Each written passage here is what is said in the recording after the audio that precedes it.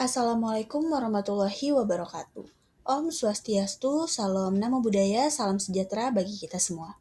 Yang terhormat kepada Bapak Nurs Amzal Martin Andas MK PhD selaku dosen mata kuliah Metodologi Penelitian dan teman-teman sekalian.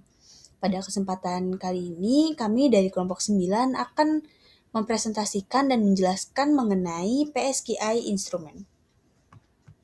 Adapun anggota dari kelompok 9 yang pertama ada Dila Septiani Putri, Cindy Mentari, Hairunisa, Rafli Ilham, dan saya sendiri, Naurima Fuji. Baik, tanpa membuang-buang waktu, langsung saja kepada para pemateri dipersilakan untuk memaparkan materinya. Jadi yang pertama ada teori dasar. Jadi kualitas tidur adalah kondisi yang kompleks dan mencakup berbagai aspek fisik maupun psikologis. Nah, salah satu alat yang digunakan untuk menilai kualitas tidur yaitu Pittsburgh Sleep Quality Index atau biasa disebut PSQI. Nah, PSQI ini yaitu kuesioner yang dikembangkan oleh Bayes pada tahun 1988. Nah, ini digunakan untuk mengukur tidur dan mendeteksi gangguan tidur selama 1 bulan terakhir. Nah, PSQI ini terdiri dari 19 item yang dikelompokkan dalam 7 komponen, yaitu yang pertama ada kualitas tidur secara keseluruhan, yang kedua waktu yang dibutuhkan untuk tertidur atau latensi tidur, yang ketiga durasi tidur, yang keempat efisiensi tidur, yang kelima gangguan tidur, yang keenam penggunaan obat tidur, dan yang ketujuh gangguan aktivitas di siang hari akibat rasa kantuk. Nah, PSKI ini menilai tidur dalam 2 aspek utama. Yang pertama itu ada kuantitatif. Nah, di kuantitatif ini, aspek yang dapat diukur yaitu lama tidur dan waktu yang diperlukan untuk tertidur. Yang kedua ada kualitatif, yaitu aspek subjektif seperti kedalaman tidur, rasa segar saat bangun, efisiensi tidur, dan kepuasan terhadap tidur. Nah, seseorang dianggap memiliki kualitas tidur yang baik apabila tidur berlangsung terus-menerus tanpa sering terbangun. Durasi yang cukup sesuai kebutuhan, tidur yang cukup nyenyak, dan tidak mengalami gangguan aktivitas di siang hari akibat rasa kantuk yang berlebih.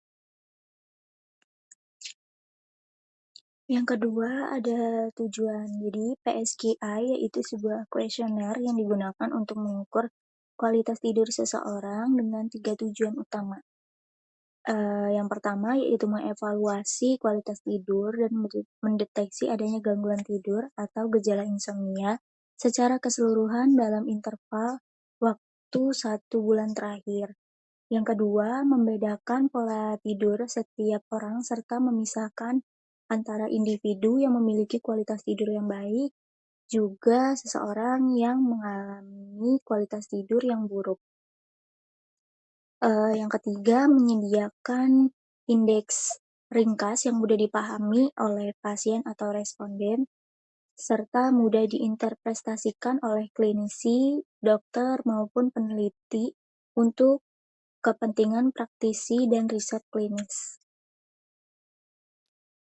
Selanjutnya ada komponen yang diukur. Questionnaire Pediatric Sleeping Quality Index atau PSQI itu terdiri dari 19 pertanyaan yang digunakan untuk menilai kualitas tidur seseorang selama 1 bulan terakhir. Penilaian dilakukan melalui 7 komponen utama, yaitu ada kualitas tidur subjek, menilai bagaimana seseorang memandang kualitas tidur sendiri, apakah sangat baik, cukup baik, kurang baik, atau sangat buruk. Yang kedua ada latensi tidur, yaitu mengukur waktu yang dibutuhkan untuk tertidur selama berbaring dan seberapa sering mengalami kesulitan untuk mulai tidur. Yang ketiga ada durasi tidur, yaitu mengukur nilai jumlah tidur yang benar-benar didapatkan setiap malam. Yang keempat ada efisiensi tidur atau mengukur seberapa efektif waktu di tempat tidur yang digunakan untuk tidur, yaitu perbandingan antara lama tidur dengan total waktu berada di tempat tidur. Yang kelima ada gangguan tidur, yaitu menilai seberapa sering tertidur terganggu, misalnya karena sering terbangun, ingin ke toilet, mendengkur, sesak napas, mimpi buruk, merasa terlalu panas atau dingin, serta nyeri tubuh. Yang keenam ada penggunaan obat tidur, yaitu mengukur frekuensi penggunaan obat untuk membantu tidur. baik diresepkan dokter maupun obat bebas. Yang ketujuh ada disfungsi siang hari dengan menilai dampak kurang tidur terhadap aktivitas sehari-hari seperti rasa kantuk saat beraktivitas dan kesulitan berkonsentrasi atau tetap bersemangat. Nah, skor dan interpretasi PSKI ini diberi 0 sampai 3. Kemudian seluruh skor dijumlah hingga menghasilkan total 0 sampai 21. Semakin tinggi skor, maka semakin buruk kualitas tidur seseorang. Jadi secara umum, skor kurang dari 5 merupakan kualitas tidur baik. Dan skor lebih dari 5 menunjukkan adanya gangguan atau kualitas tidur yang kurang baik. Selanjutnya ada cara bagaimana skor dan interpretasinya. Jadi, skor kuesioner PSK ini dihitung dengan mengelompokkan jawaban dari 19 pertanyaan ke dalam 7 komponen utama.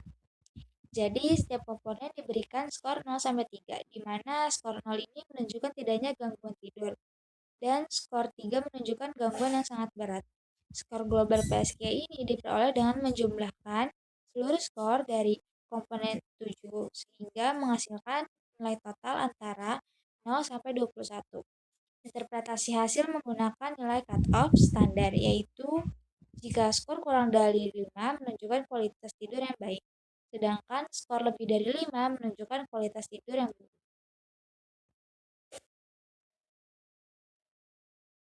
Berdasarkan beberapa penelitian, PSKI memiliki tingkat validasi dan reliabilitas yang berbeda pada setiap kelompok.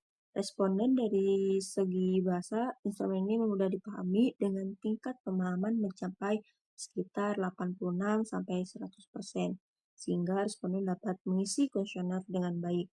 Pada kelompok mahasiswa keperawatan, PSJK terbukti valid dan reliable dengan nilai Corbett Alpha sekitar 0,72 sampai 0,74,5, sehingga dapat digunakan untuk mengukur kualitas tidur secara konsisten. Namun, pada kelompok lansia, beberapa pernyataan dinilai kurang valid dan nilai reliabilitasnya lebih rendah, sehingga instrumen ini lebih sesuai digunakan pada remaja dan mahasiswa dibanding dengan lansia. Jika dilihat dari kelebihan kekurangannya, 4 jurnal sama-sama menunjukkan bahwa PSKI merupakan instrumen yang baik dan banyak digunakan untuk mengukur kualitas tidur. Jurnal-jurnal tersebut juga memberikan kontribusi dalam pengujian validasi, rehabilitas, serta evaluasi penggunaan PSKI pada berbagai kelompok. Namun, masih terdapat beberapa keterbatasan seperti pelaporan hasil yang belum lengkap, analisis yang masih terbatas, nilai reliabilitas yang rendah pada beberapa kelompok, dan jumlah sampel yang belum memadai. Oleh karena itu, meskipun PSKI sudah terbukti bermanfaat sebagai alat ukur kualitas tidur, penelitian lebih lanjut tetap diperlukan agar instrumen ini dapat digunakan secara akurat pada semua kelompok responden.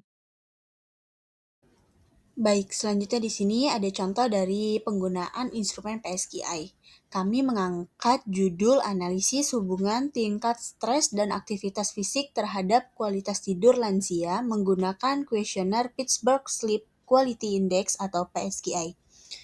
Jadi, dari contoh judul penelitian ini, itu menunjukkan penerapan pemilihan variabel dan instrumen yang sangat tepat, di mana variabel terikat dalam penelitian ditetapkan dengan jelas, yaitu menggunakan kualitas tidur lansia sebagai hasil yang akan diukur.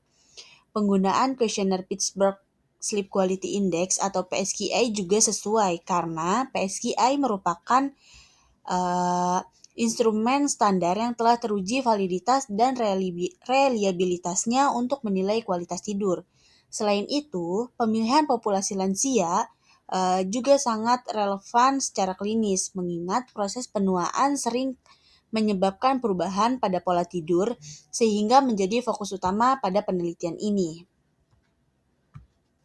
Jadi kesimpulan dari pembahasan materi kita pada hari ini adalah PSQI merupakan suatu alat ukur kualitas tidur yang valid dan praktis. Namun perlu adaptasi dan kehati-hatian dalam penggunaannya pada populasi lansia di Indonesia karena adanya kelemahan terjemahan dan perbedaan budaya sehingga akan mempengaruhi pada reliabilitasnya. Sekian pemaparan materi dari kelompok kami. Selanjutnya kepada teman-teman yang ingin bertanya, dipersilakan di kolom komentar. Kurang lebihnya mohon maaf, semoga apa yang kami sampaikan bermanfaat. Wassalamualaikum warahmatullahi wabarakatuh. Om Santi Santi Om Namo Buddhaya. Terima kasih.